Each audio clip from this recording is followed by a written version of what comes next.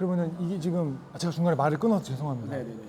이게 이제 궁금한 게 선수들이 그럼 70%가 사용을 했는데 그러면은 그 사람들이 다 알고 하는 걸 텐데 네. 그게 좋은 거 아니에요, 그러면? 아, 그러니까 그게 이제 원래 글쎄 이제 시작부터 얘기를 해야 될라나.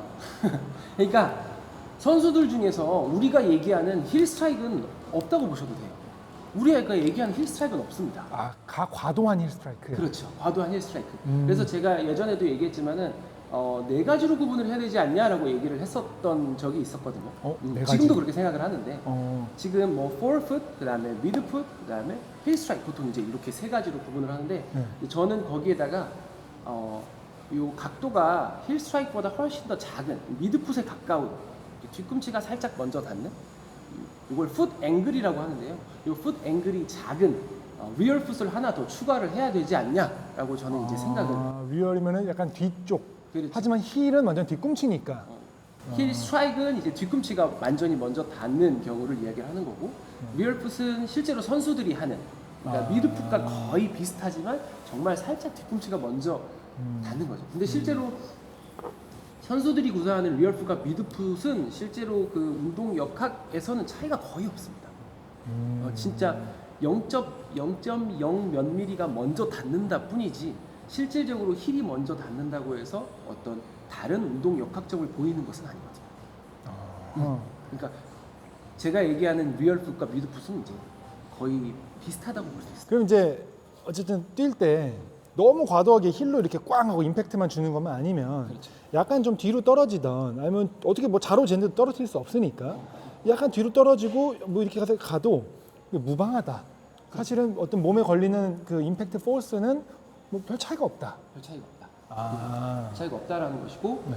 이제 초보 러너분들 같은 경우에는 자기가 내가 미드풋으로 구사를 한번 해보겠다. 그리고 이제 어떤 자세를 하면서 이제 착지를 이렇게 미드로 이렇게 딱 전체가 닿는 느낌으로 해보겠다라고 해도 실제로는 살짝 뒤가 먼저 닿는 경우들도 있고 실제로는 살짝 앞이 먼저 닿는 경우들도 있고 그거를 정확하게 사실 순간적으로 해낼 수는 사실 없단 말이죠. 그렇죠.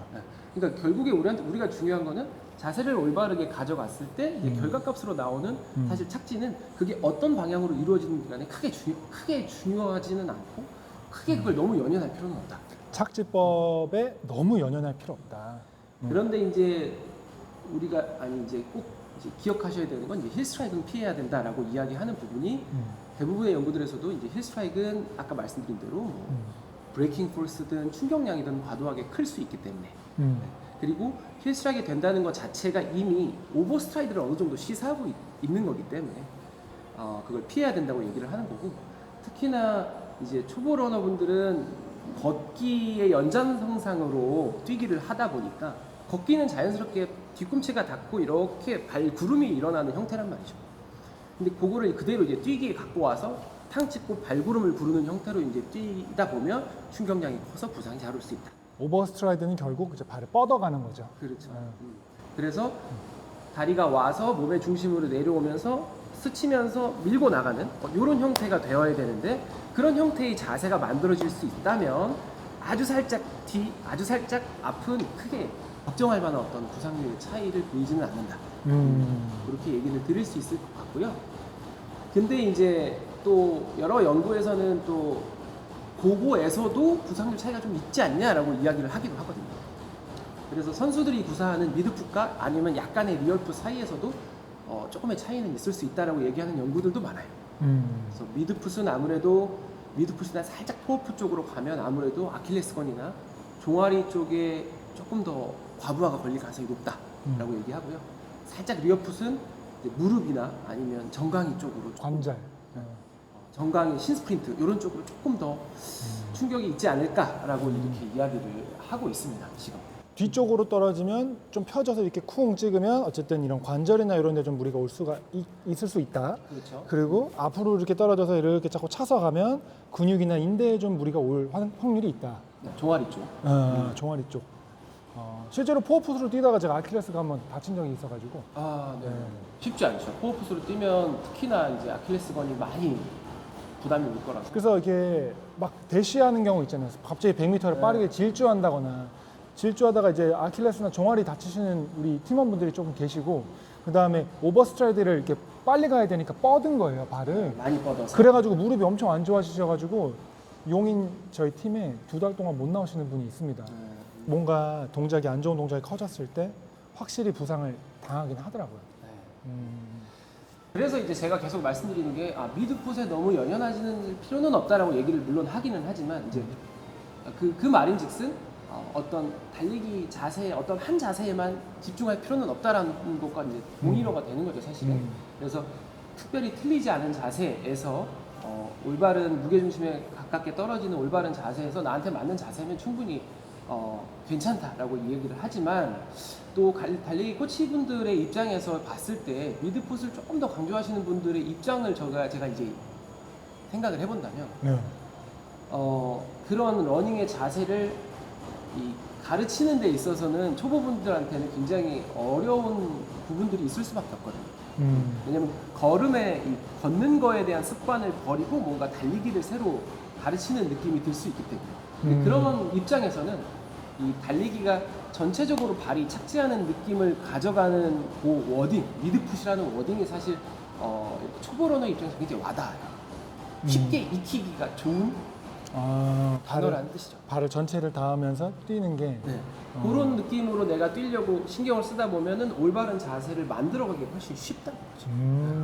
몸의 무게 중심으로 와서 롤링이 이렇게 이루어져야 된다라는 말은 사실 이해하기 어렵지만 발 전체가 조금 닿는 느낌으로 뛸 수 있게 발목을 이렇게 위아래로 움직이지 않더라도 할 수 있게 한다고 하면 올바른 자세가 자연스럽게 만들어질 수 있는, 그러니까 결과값을 가지고 이제 우리의 자세를 만들어내는 거꾸로 그런 것들 때문에 조금 강조하시는 코치분들이 계실 수 있지 않을까. 그러니까 나름의 티칭 방식인 거죠. 상당히 사실 동의를 하고요. 그게 저도 이제 베가베리를 계속 이렇게 운영하면서 많은 코치님들을 만나고 많은 그 레슨을 저도 받으면서 느끼는 게 결국에 미드풋이라는 거는 올바른 자세를 취했을 때에 좀 나올 수 있는 미드풋에 가까운 착지가 좀 자연스러운 좋은 착지법이다.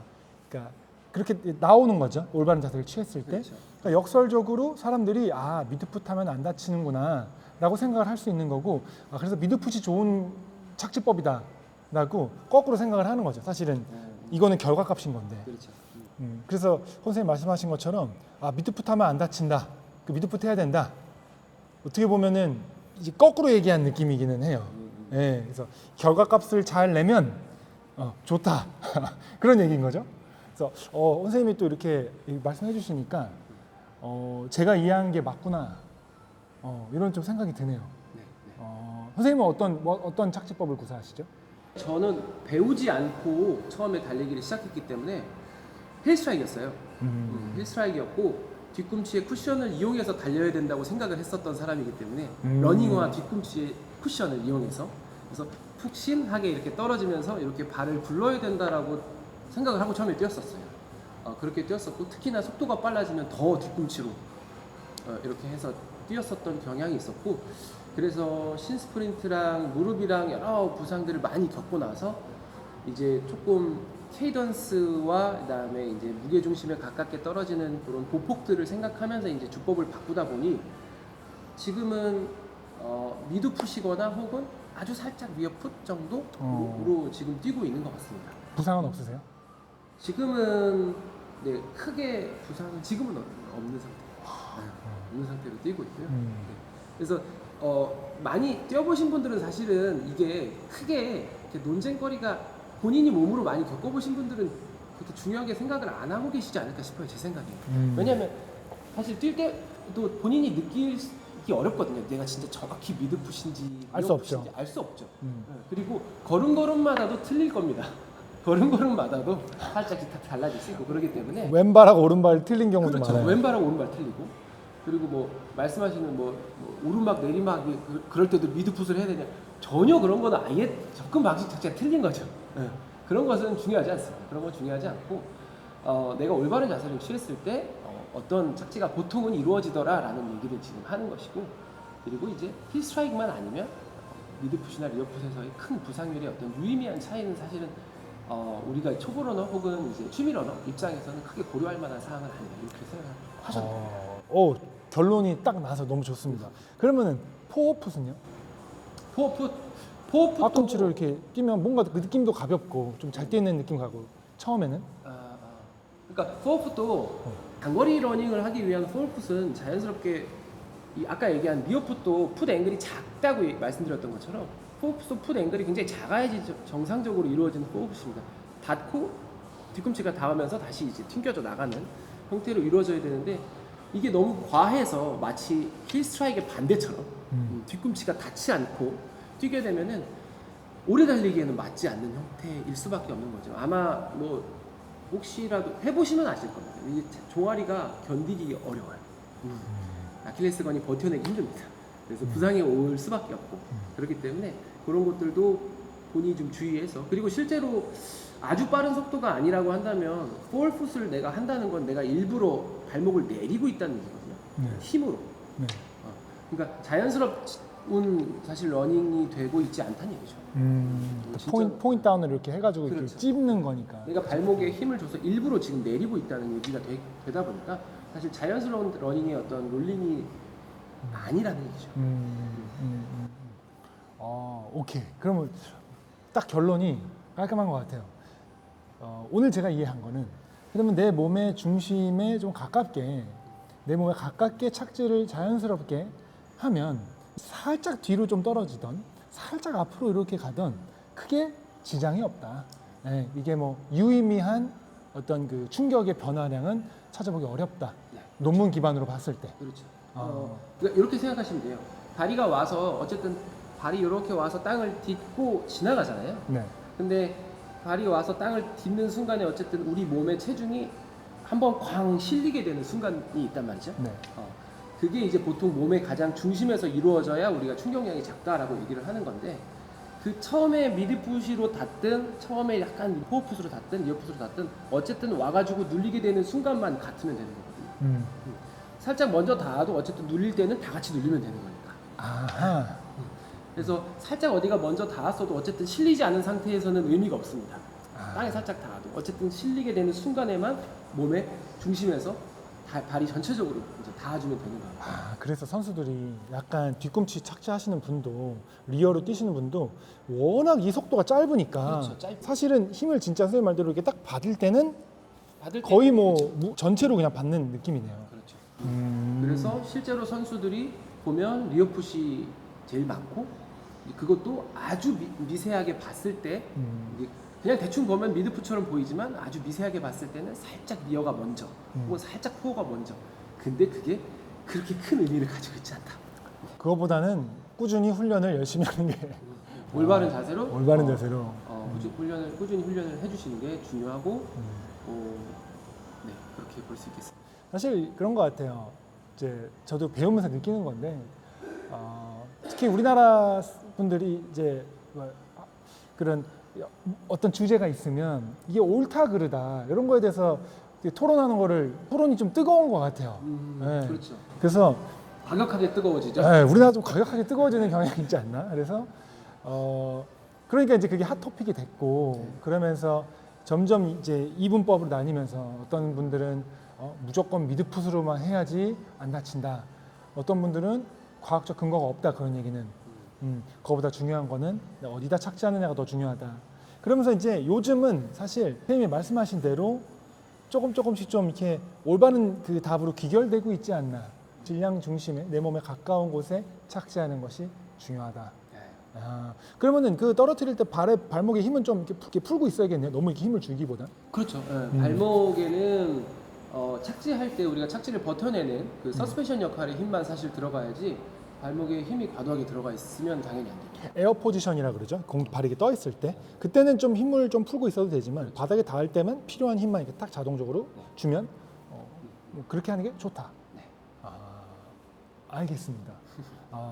이따가 이제 머신을 켜가지고 오버 스트라이드도 한번 해보고 이 채널을 보시는 분들이 입문자시라면 사실 오늘 나온 이야기들이 좀 어려울 수 있거든요. 그렇죠. 그래서 이걸 좀 몸으로 좀 제가 직접 보여드리고 선생님이 좀 포인트 아웃을 해주시면 좋을 것 같습니다. 네. 그러면 한번 이동해 볼까요? 그러시죠. 네, 좋습니다.